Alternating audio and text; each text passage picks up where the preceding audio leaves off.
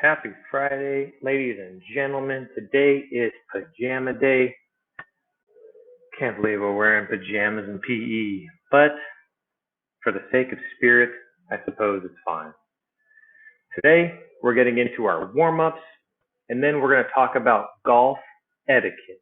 Okay, specifically disc golf etiquette and foot golf etiquette, but the game of golf can be used for traditional golf. It can be used with a football. There's just some quick tips and some rules that we need to go over in order to play properly. To start the day, let's get into our warm-ups. Maximize this, and let's warm up.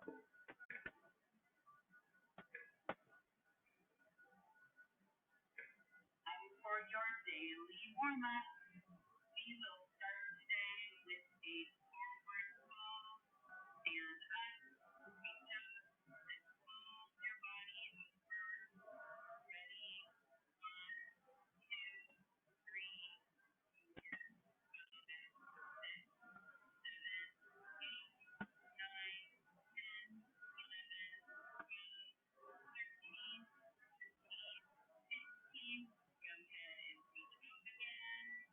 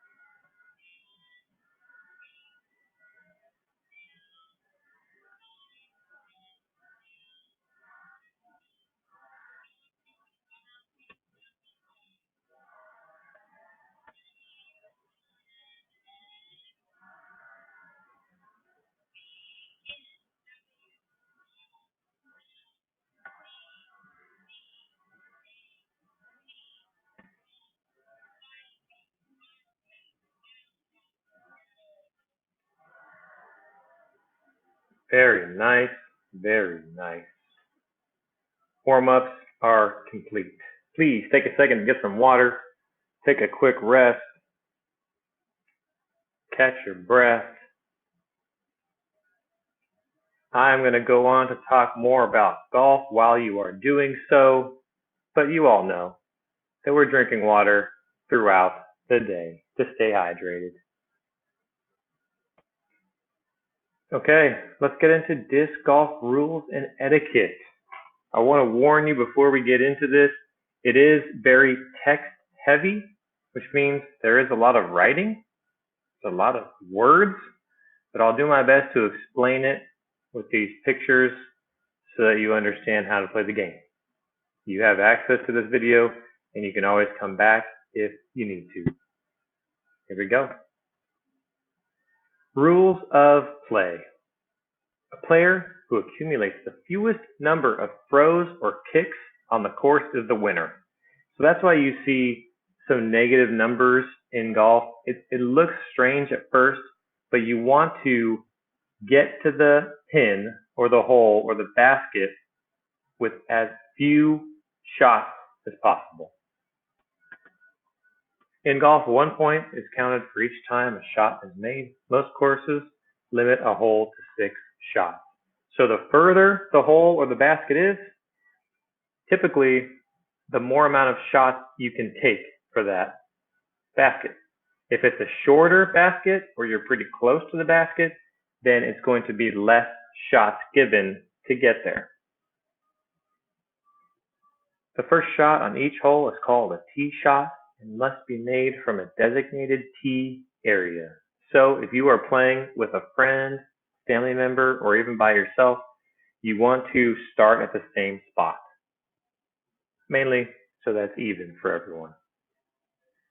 So here's our tee pad right here. You don't need to have a tee pad necessarily, but you do want to tee off, is what it's called, from a spot that is comfortable for you. If you are running up into your approach to throw a disc, then you want to find maybe some concrete or some grass.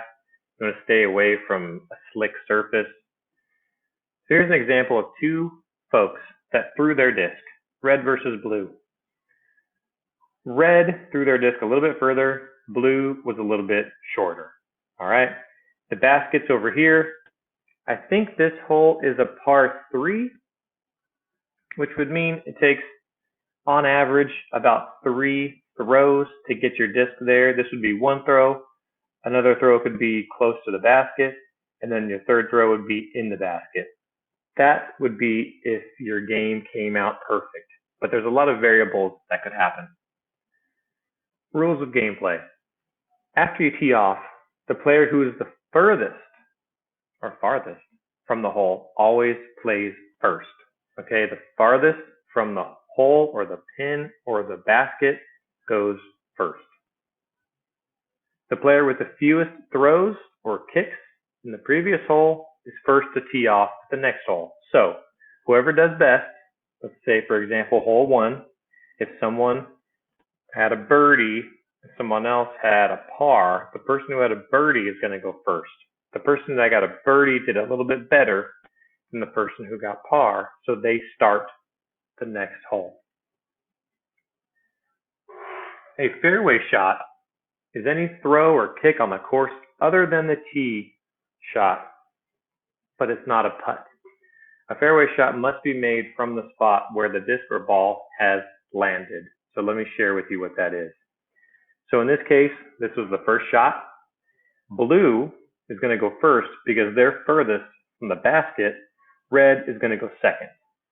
This is a fairway shot right here. You're going to take the shot wherever your disc lands. Okay? So if it lands under a tree or if it lands in a weird spot, you still need to take your shot there. We'll talk more about out of bounds later, but wherever it is where you take your shot from. Typically, if it's a disc, you're just going to put your foot right behind where your disc is, pick up your disc, or if you have a different one, throw from that spot. Here's our second shot. Blue took a very nice approach shot and landed it very close to the basket. Red threw straight and it didn't curve back around for the basket, so they're a little bit further. On this second shot, or after the second shot for the third shot, red is going to go first because they're furthest from the basket. Okay, furthest from the basket goes first right here. They're going to go second because they're closer.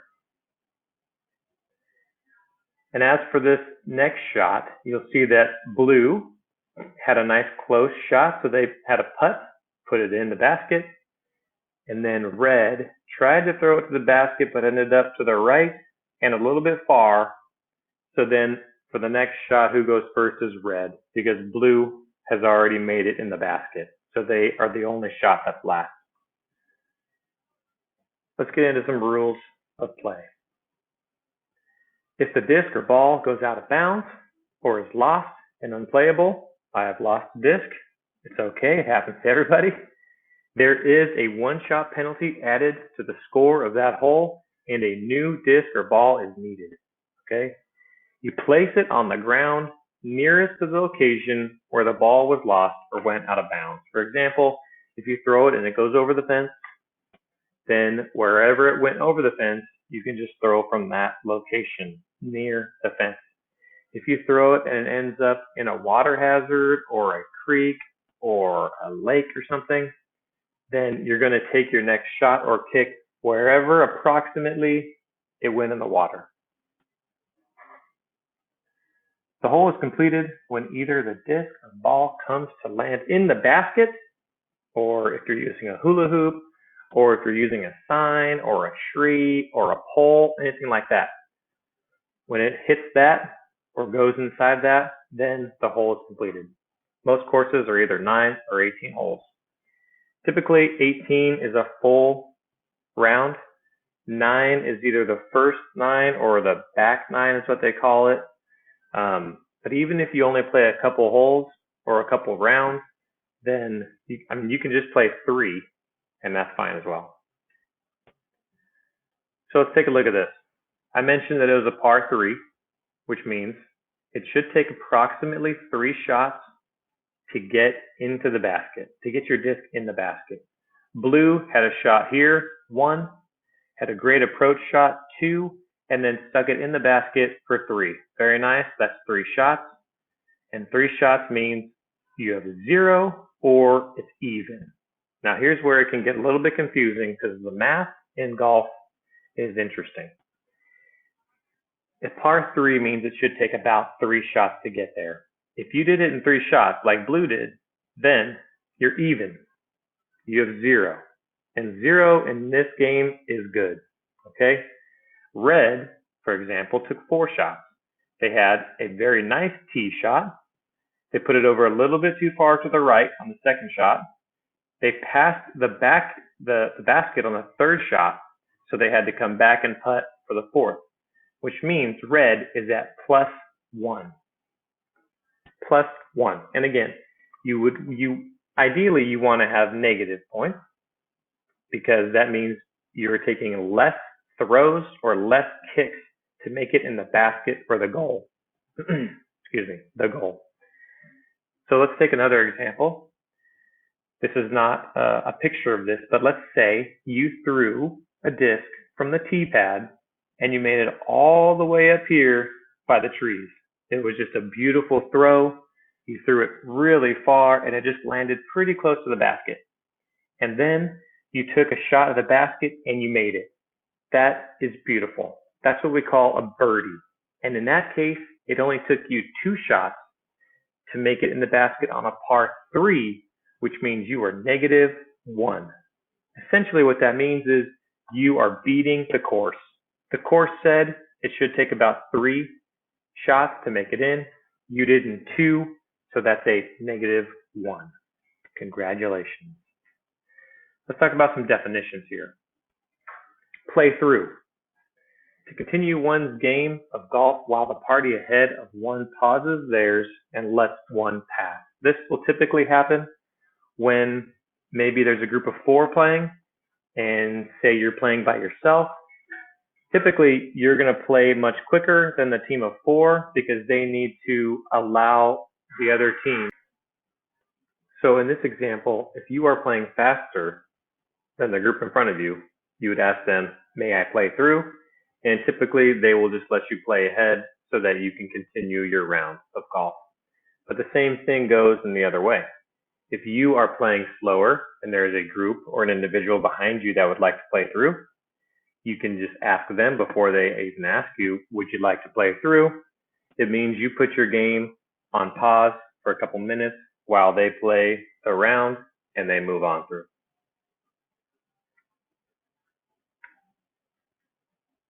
Par. Let's talk about par and birdie. I mentioned it already.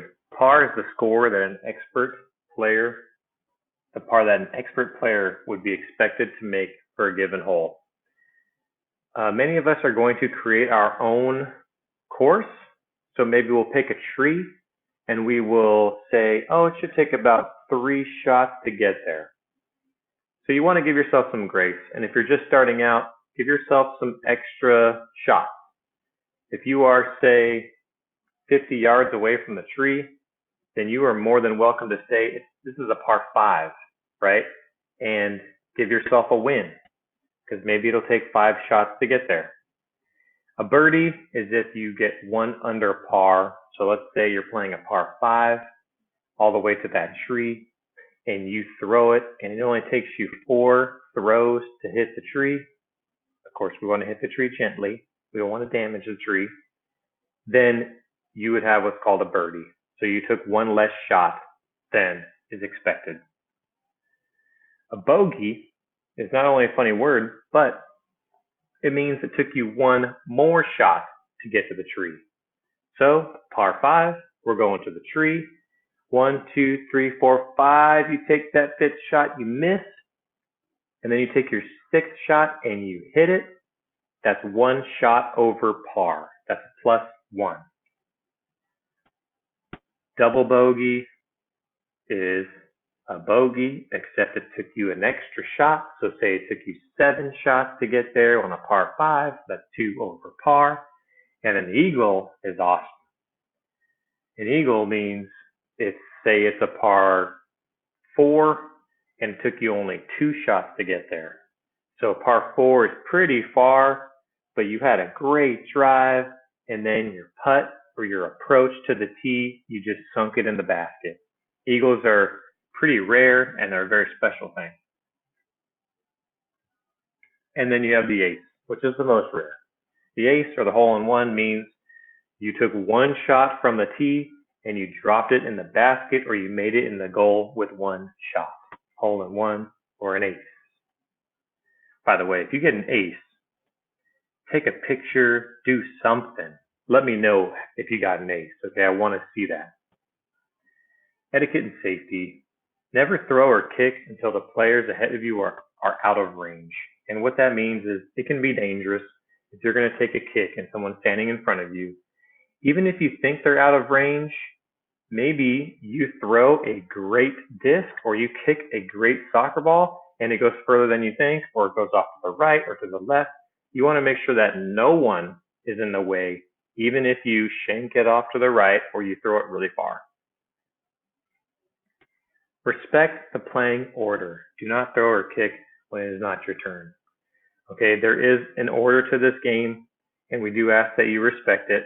If everyone's playing by the same rules, then it's a lot of fun, and you can find the flow. Maybe you're able to play with a friend, and it really takes away any of the confusion. Oh, who's supposed to go first here? Or, oh, it's my turn. So it's always the person that is furthest from the tee, furthest from the hole or the goal, if you're using a goal. Never distract a player who is in the process of throwing or kicking. This one just comes down to being disrespectful. If you fake sneeze while someone is throwing it, then that's not proper etiquette. Let them have their few seconds to maybe feel how they want to throw it or think about how they want to kick the ball. Please don't distract them.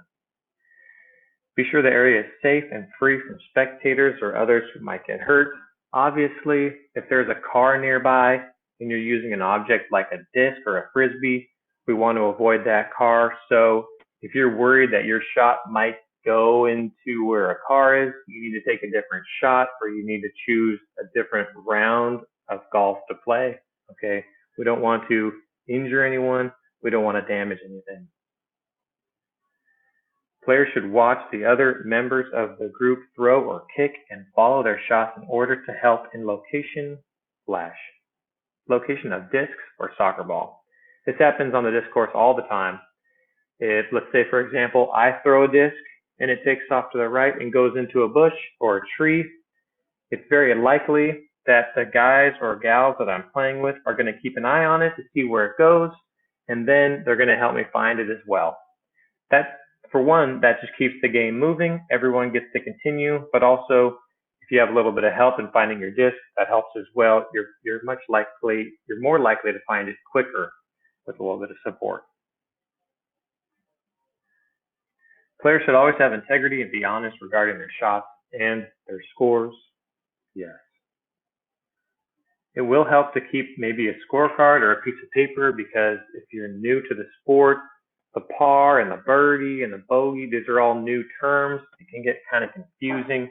It's easy to just keep track of how many shots that you take. Golfers should always be earth conscious and never litter or hurt the environment, right?